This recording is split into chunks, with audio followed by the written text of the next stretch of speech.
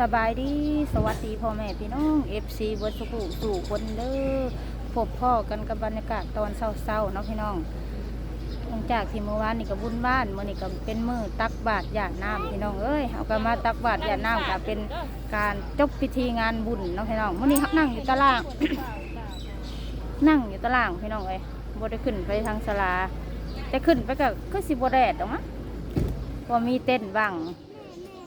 มันแดดแห้งเด็กคนจะลายเนาะคนก็จะลายคุณน้องพี่น้องยักคู่ก็ลายโอ้บาท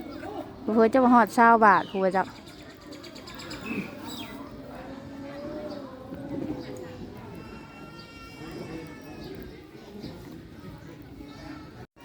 อันนี้ก็คือของใส่บาท มีแต่ขนมของกินบริมีเนาะถ้ามื้อธรรมดาจะมีของกินอันนี้ผ่ามาจากหลายหมู่บ้านท่านเด็กพี่น้องแต่สิมีแต่ของขนมมาสิแหละก็เข้าอันนี้สิเป็นตอนเช้าเลยเนาะพี่น้องตอนเช้าแล้วก็เพิ่นก็จะมีการต่อยอดอีกเมื่อคืนนี่ก็มีการโมกันทานอันนี้ก็เป็นช่วงเช้าเนาะพี่น้องก็จะมีการต่อยอดกันอีกเนาะบุญนี่หัวบุญตั้งแต่ตอนเช้าวานนี่จนฮอดเช้ามื้อนี้เนาะผู้ใดอยากเฮ็ดบุญก็เฮ็ดได้ตลอด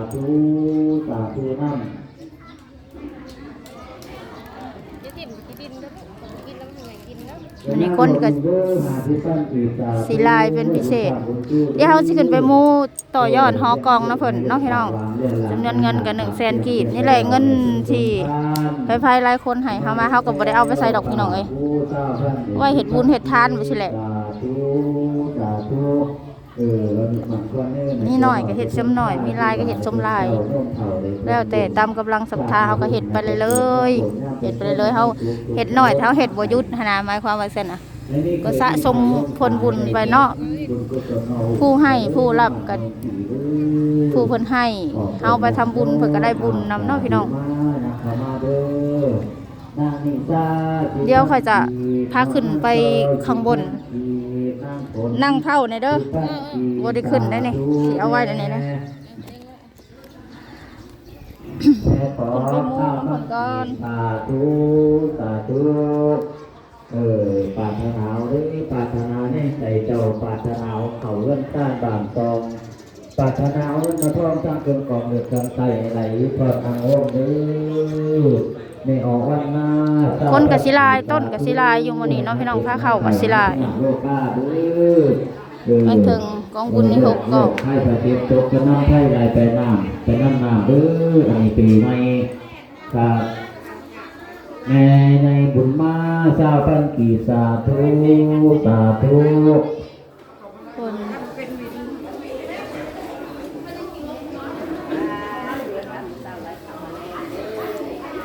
เอามาอีกแล้วนางบัวสี20,000 กีบสาธุ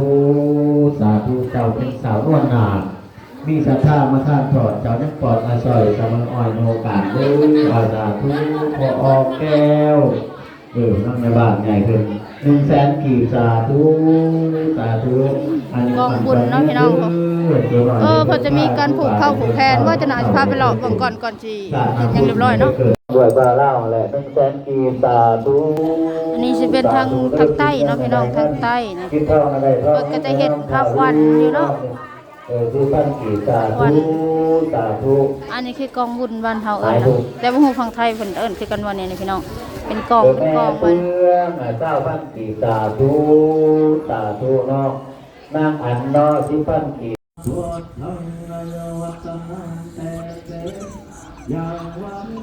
ก่อนสิไปใส่บาตรก็ต้องพังเทศพังธรรมไหว้พระก่อนเนาะพี่น้องไหว้พระรับศีลก่อน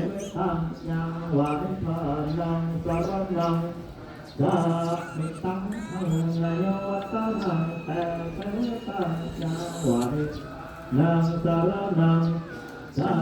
มิทุติยามปิพุทธังนัยวัตตังแต่เกิด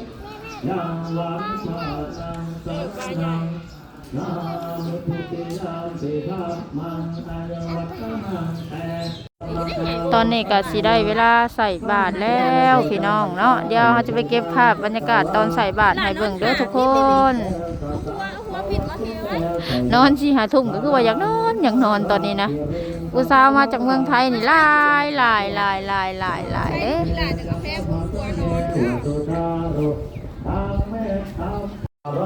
ตอนนี้ได้เวลาใส่บาตรแล้วเด้อทุกคนเอ้ยข่อยน่ะสิให้ก็จะใส่เบิดก่อน15เลาะถ่ายคลิปให้พี่น้องเบิ่งก่อนเด้อ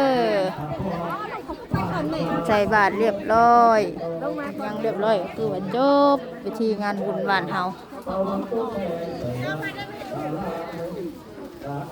ก็จะต่อเป็นแถวๆแบบนี้เนาะเพราะว่าถ้าสิให้ไม่ออกอันนั่งเป็นแถวเนี่ยคู่มาแล้วเพิ่นก็เดี๋ยวจะนอนเพิ่นก็น่าจะสั่นเข่าบ่หรือว่าจังได๋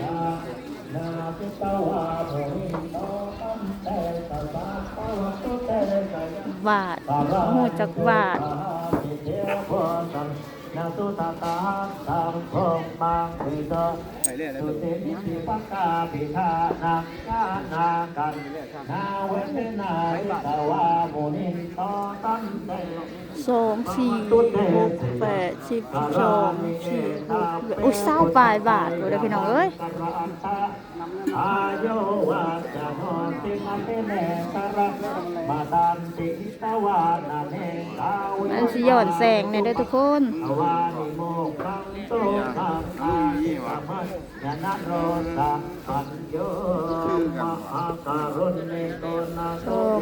6 8 10โมหูเลยว่าจักบาทหลายโหจนสุดเลยอันนี้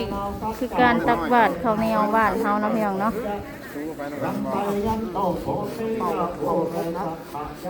ภาพมันย้อนแสงไปทางนี้นะมันก็เลยไม่อยากเห็นไปได้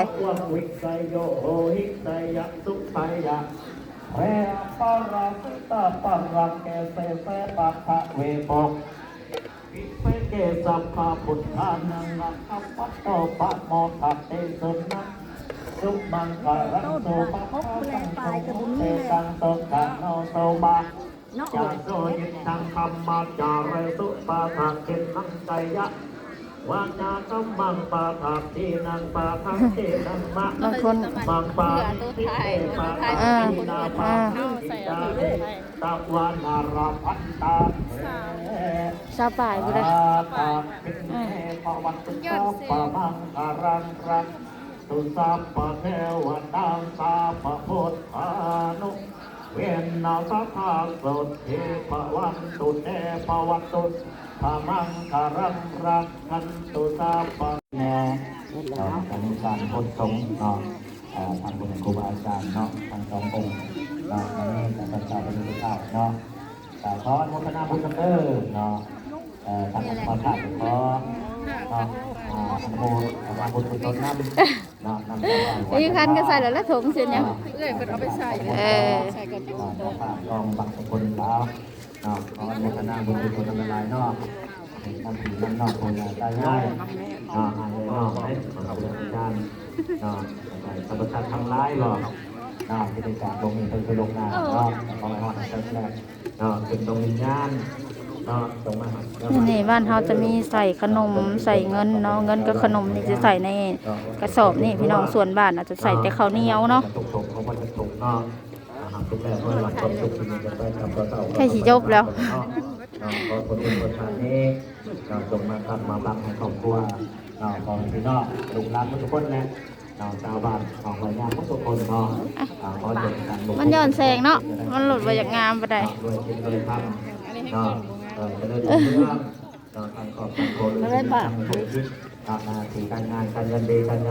เดี๋ยวให้บางๆค่อยจะสีเขาไปใส่นะพี่น้องเนาะใส่ไปก่อนผู้ใดถือติบข่าวน้อยนี่ข่าวบ่พอข่าวเฮิดเหรอก็บ่ต้องก็ใส่แบบเป็นคำไปตั้งเบิด20 ปลายบาท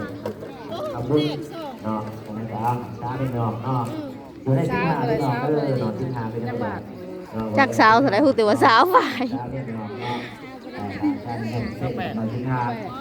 แม่นบ่ 28องค์เนาะพี่น้อง28องค์ป้าวันนี้หลายที่สุดนี่ เป็นบุญจากมาจากเราเนาะเป็นบุญสิ่งต่างอยู่ได้เนาะแต่ทำเอาทุกคนจะทำเอาเนาะแต่บุญจะทำเอาบุญ ดีบางนี้สิอัดกันแน่ ไหนจะแต่บุญจะทำเอาเนาะมันได้ตัวมันทำตัวเนาะทำบุญกับบ่ยากเนาะนี่หน่อยทำหน่อยเดียวเนาะมาแต่ว่าเอา แม่ทำบุญบ่ยากดอกมีหน่อยทำหน่อยมีหลายทำหลายแล้วแต่ตามกำลังตามเฮามีหั่นแหละ ทำดีจะได้บุญได้เนาะ คันมีหน่อยเฮ็ดหลายก็บ่ได้เด้อพี่น้องเอ้ยมันบาปตัวเองเฮ็ดบุญไปแล้วอดแล้วก็มันก็บาปอีกตัวเองอดมันนี่จะเห็นเบิดมากหน้าหลายตาเลาะถ่ายให้เบิ่งกันคัก เนาะเพื่อมันเกิดกันเราต้องคุมกันยากเนาะเป็นเป็นตนเนาะในหนังนอกเป็นทำตัวเล่นในนอกเป็นทำตัว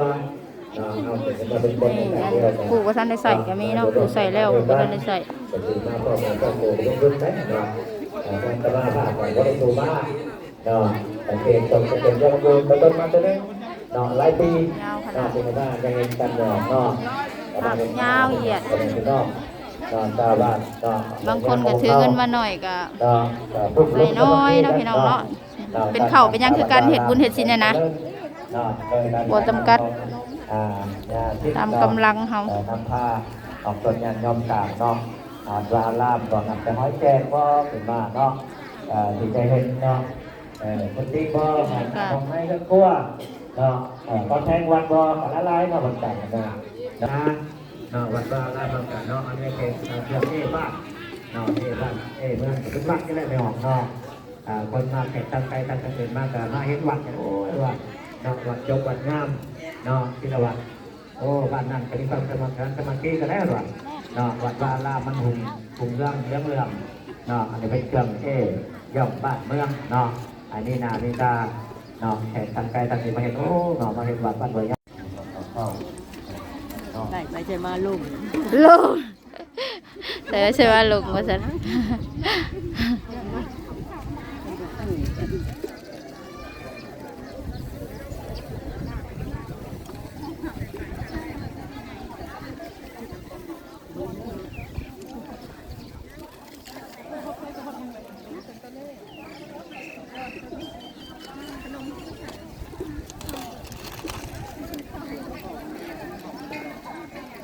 เสียบเข้าลาย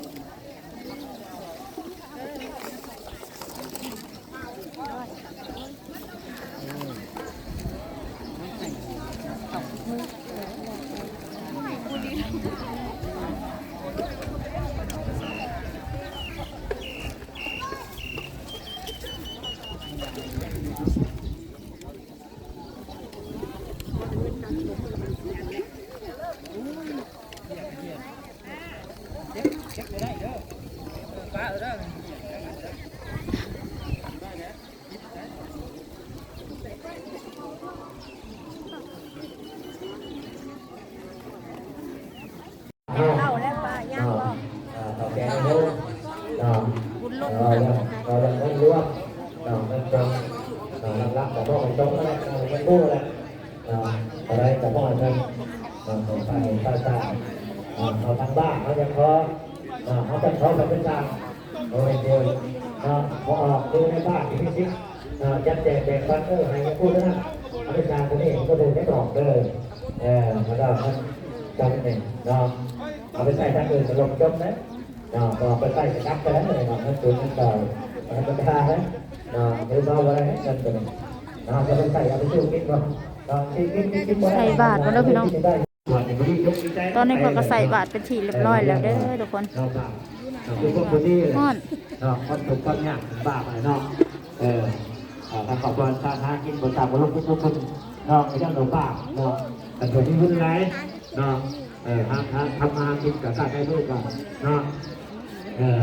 แต่รับกันด้วยเขาเขาได้ก็ได้เขาก็เขาจะได้เป็นทางก็ได้เราคนมีบุญตกน้ำอะไรต้องไปคนใหม่ได้แต่คนตัวนึกว่าถ้าต้องเป็น